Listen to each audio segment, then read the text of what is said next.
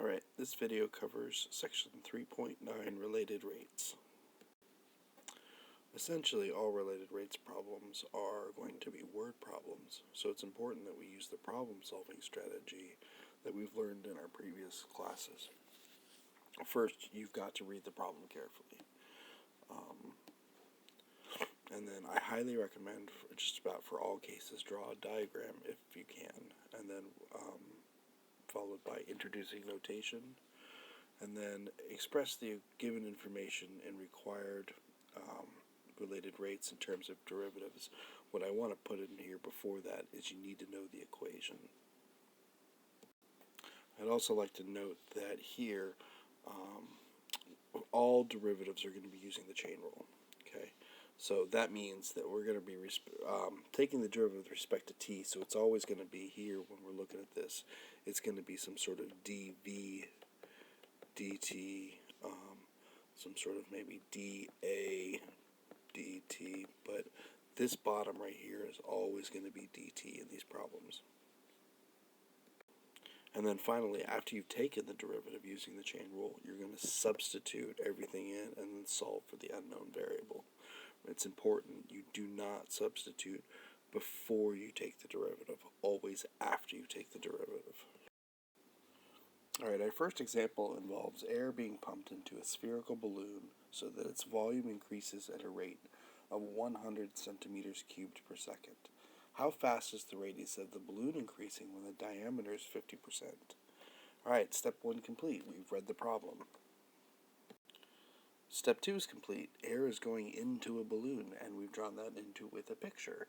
Now, I will say here, for this problem, drawing a diagram isn't exactly helpful. Step 4 is where we introduce some notation based upon all the information that we have. So what I see here is I see volume.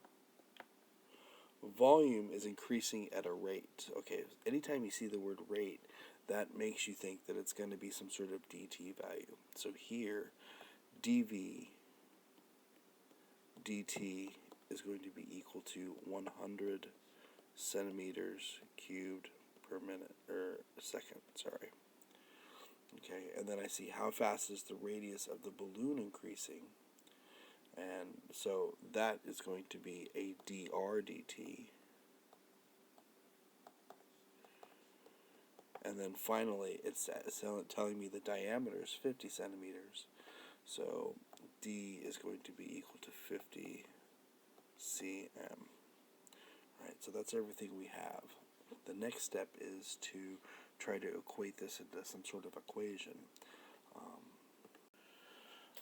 The inside cover of your textbook has all the geometrical equations, in case you've forgotten most of them. And for this problem, we're going to be using the equation for the volume of a sphere, which is V is equal to 4/3 pi r cubed. Okay, and then once you take once you have the equation, you take the derivative of it with respect to t. So in this case, v becomes dv dt, and then this other side of the equation, our only variable is r cubed here. So we're going to take the derivative of that, and when the 3 goes in front, I'm left with just a 4. So that derivative will be 4 pi r squared, and then I have to add on dr dt. Okay, now what I have here is this is what I'm trying to figure out, because it wants to know the rate at which the radius is increasing. I know dv dt, and I know the radius, and if I look over here where d is equal to 50, that means r is equal to 25. Okay, so here now, once we substitute everything in we know,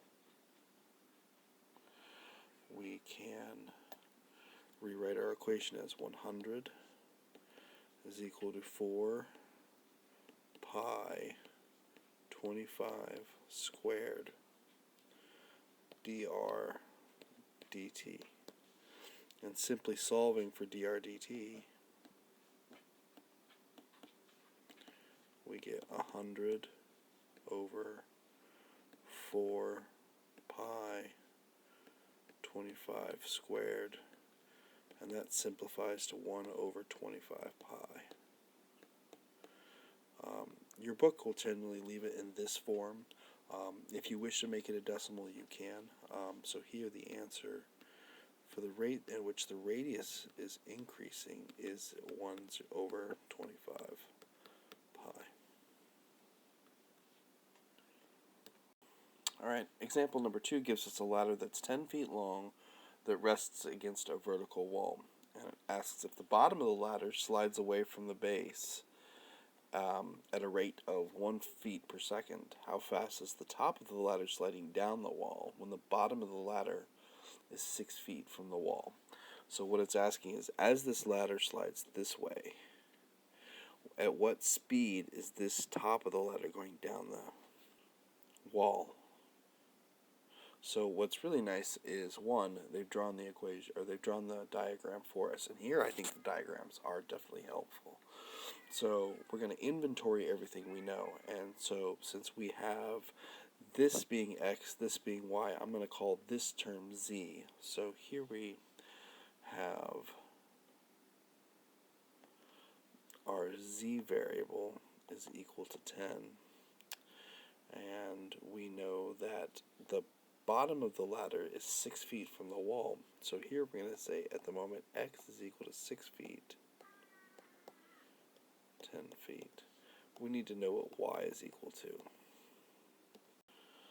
So first things, we're going to figure out what the y value is using the Pythagorean theorem. So if we know that 6 squared plus y squared is equal to 10 squared, you get y squared is equal to 100 minus 36, or y squared is equal to 64, which means y is equal to 8.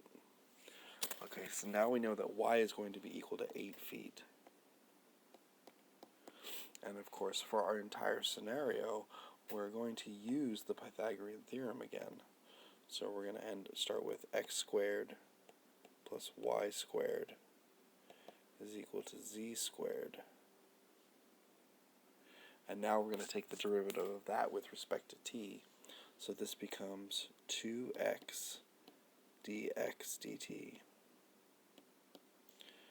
plus 2y dy dt equals 2z dz dt. Now, we know that here the ladder is moving in this direction, 1 foot per second. So that's going to be the change in x. And then what we want to know is the direction that y is changing. So that's going to be our dy dt.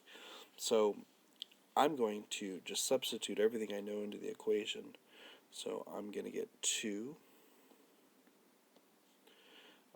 x is 6, dx dt is 1, plus 2, y is 8, and then dy dt is still our unknown.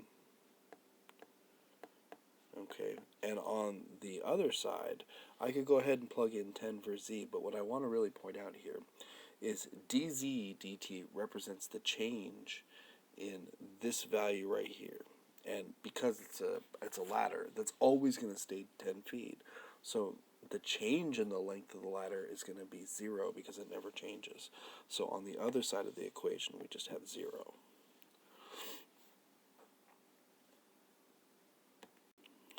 And through the power of now some algebra, we're able to figure out that dy dt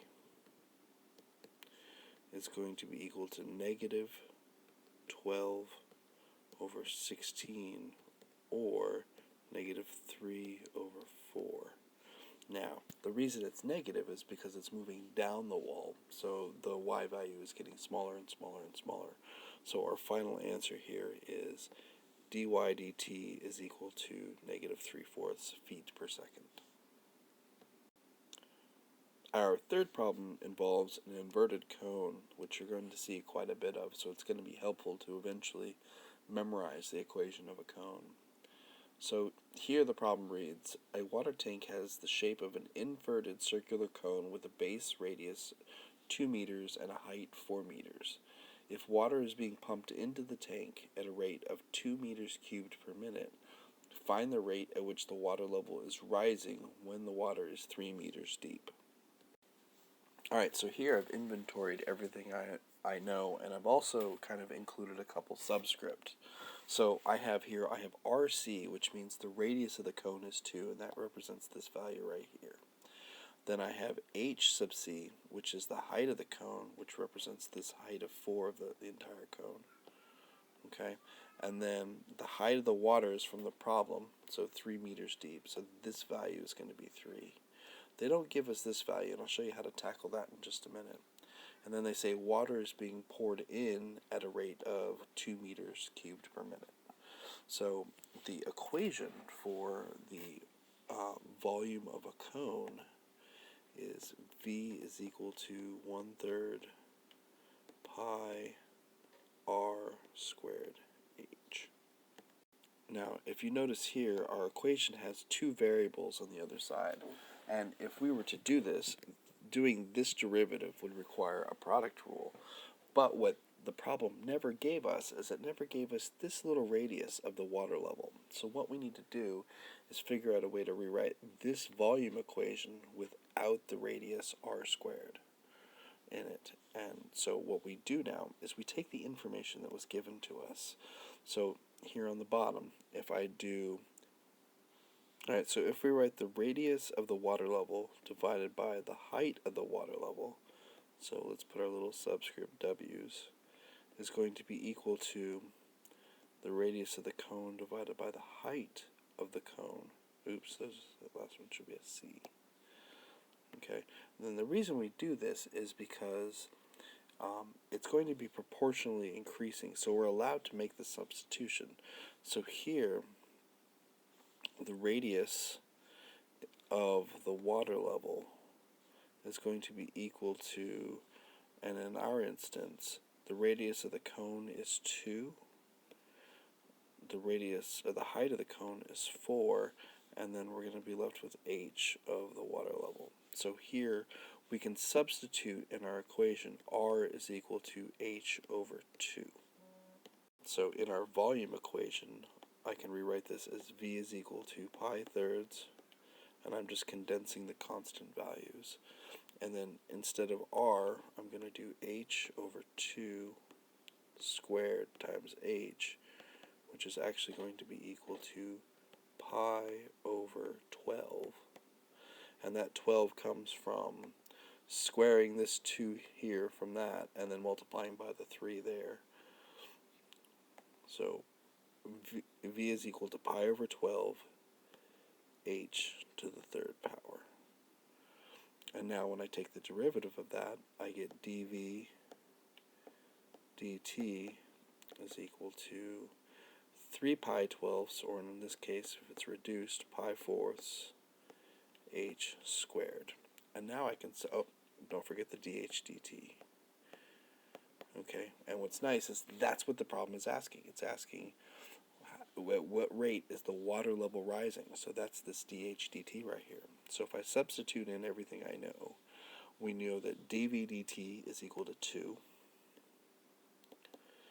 Pi fourths is going to stay the same. The height of the water level is going to be 3, so that's 3 squared dh dt. So here, dh dt is going to be equal to 8 over 9 pi, and that's with the power of algebra. So that's your final answer here. So work it out yourself, confirm what I've gotten, and then we'll move on to the next one. Alright, example 4 has car A traveling west at 50 miles an hour, meaning it's going starting here and going in that direction. Car B is traveling north at 60 miles an hour. Both are headed for the intersection point C. At what rate are the cars approaching each other? And that means, at what rate is this C value right here? What rate is that changing? when car A is 0.3 miles away and car B is 0.4 miles away from the intersection. Alright, so here I've inventoried everything we know. So our x value is 0.3 because that's this distance. Our y value is 0.4 because that's that distance.